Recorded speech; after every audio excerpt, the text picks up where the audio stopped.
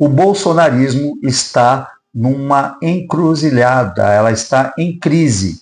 E qual que seria agora, vamos tentar fazer um exercício de futurologia e tentar imaginar quais serão os próximos passos do bolsonarismo. Vem com a gente.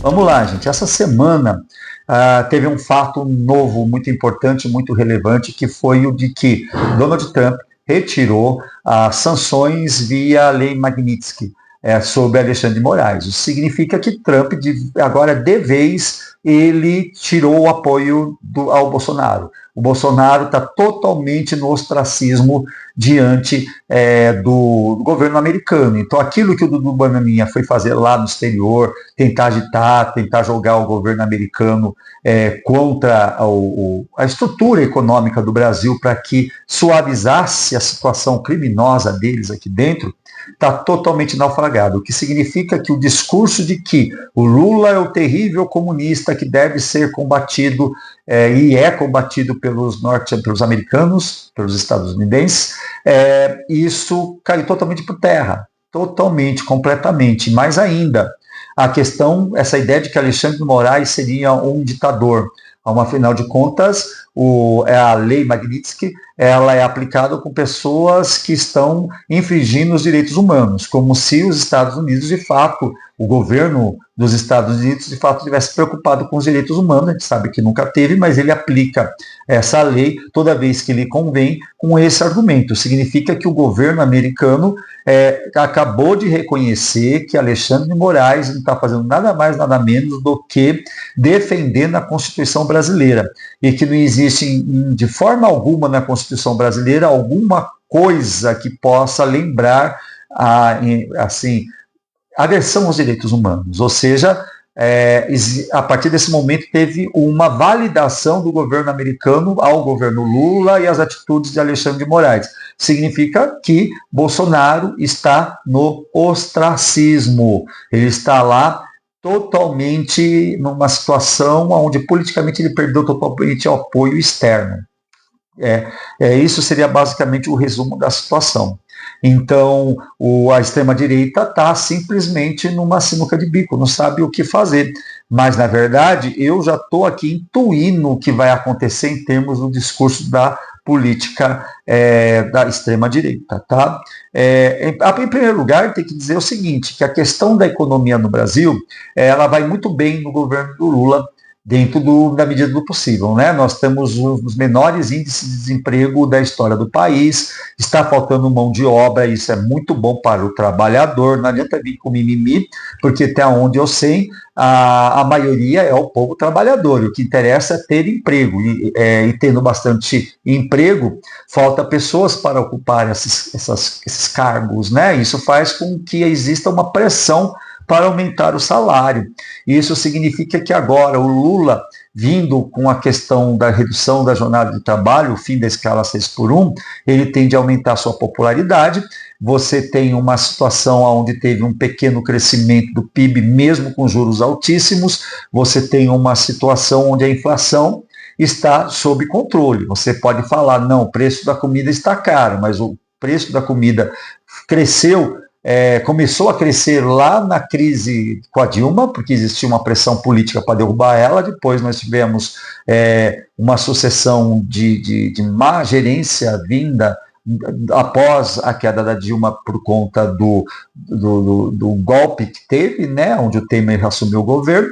Aí veio o governo do Bozoloide e nós tivemos tudo agravado por conta da pandemia. E diante de todo esse cenário, a inflação está controlada, em resumo, ela está controlada. A extrema-direita, ela pode, quando muito, tentar convencer as pessoas que a economia não está bom, e ela deve conseguir isso, porque quem é bolsonarista, acredita até em Papai Noel, em Saci Pererê, enfim, né? Essa turma aí que é uns 30 e tantos % cravado, com certeza é muito difícil mostrar a realidade que a economia vai bem. Né? Mas, de qualquer maneira, eles vão continuar fazendo ataques contra a economia, porque eles não têm muito o que falar. Se eles forem aprofundar muito o assunto da economia, né, além de ficar falando mentira, trabalhando com fake news, para tentar dar essa percepção de que a economia está ruim na mão do Lula. E se eles forem falar de economia, eles vão falar da verdadeira agenda deles, que é destruir os direitos do trabalhador. É óbvio que, por exemplo, eles são contra a redução da escala da jornada de trabalho, né?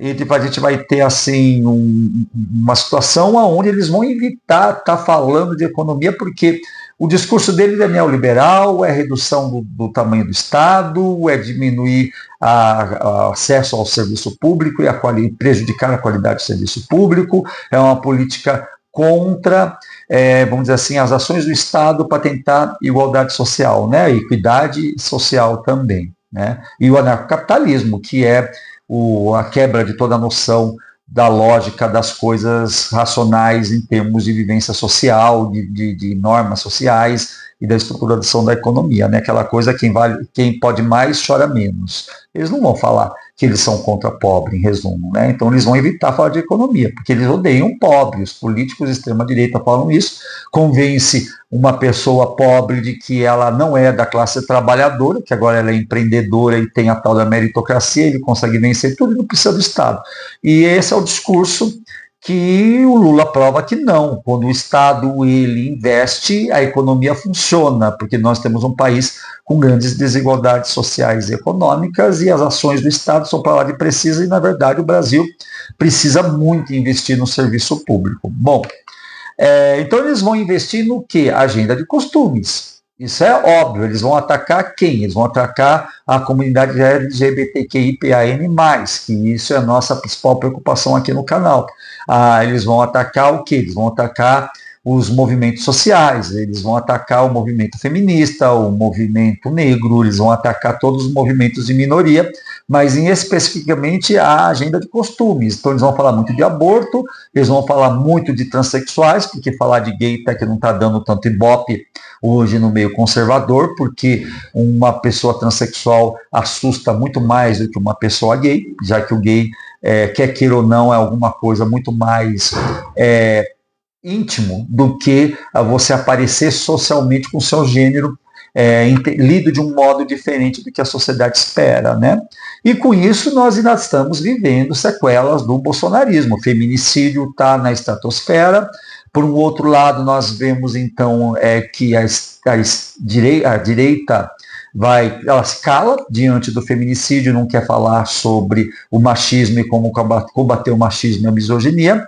E, por um outro lado, a esquerda cirandeira continua fazendo palhaçada, né? Palhaçada no seguinte sentido: vou falar algo aqui e eu quero deixar bem claro que é o seguinte: eu sou a favor de manifestações feministas, eu sou a favor que as mulheres vão à rua protestar contra o aumento dos feminicídios. Só que eu fico assim pasmo de ver as faixas, os cartazes das feministas ali, né, que estão sendo dentro do contexto da esquerda cirandeira.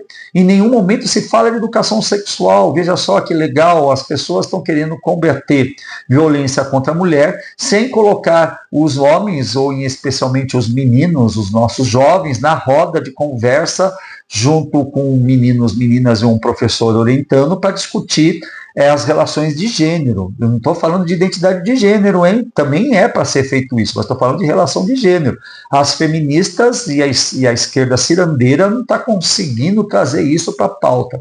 Significa que nós ainda temos que abrir muito nossos olhos, que nós ainda estamos correndo risco na mão dessa direita que está, essa ultradireita que está em crise. É um momento muito importante da gente se reestruturar, a gente que está à esquerda, e quando a gente for tratar os assuntos, tratar com a seriedade necessária. Não adianta nada eu ficar com cartazinhos de power para cá, para lá, empoderamento, empoderamento, empoderamento feminino, e não se fala na necessidade do papel educacional de meninos e meninas para o enfrentamento da violência contra a mulher, entre outros tantos temas que são necessários a ser conversados dentro da escola. Nós continuamos covardemente acuados porque nós temos medo dos conservadores. Essa que é a verdade. É difícil admitir. Eu sei que muitas pessoas que saíram aí nos protestos feministas dos últimos dias, e a gente acha que damos maior valor pela atitude, mas cadê o levantar-se a essa pauta? É muito triste isso, gente. Eu sou um profissional da educação, o tempo todo eu estou lidando atualmente, eu lido com as ciências da prevenção no campo dos abusos e dos problemas envolvendo substâncias, e a gente sabe que muitas vezes o tema sexualidade aparece, mas a gente covardemente foge dele, porque a gente morre de medo de pastor, que eu acho que não é pastor, é ratazana de igreja, porque pastor que é pastor de verdade, ele é um guia, ele é um orientador espiritual e não um surrupiador de dinheiro de pessoas de inocência, né? Inocência na sua fé. Bom, pessoal, então é esse o cenário.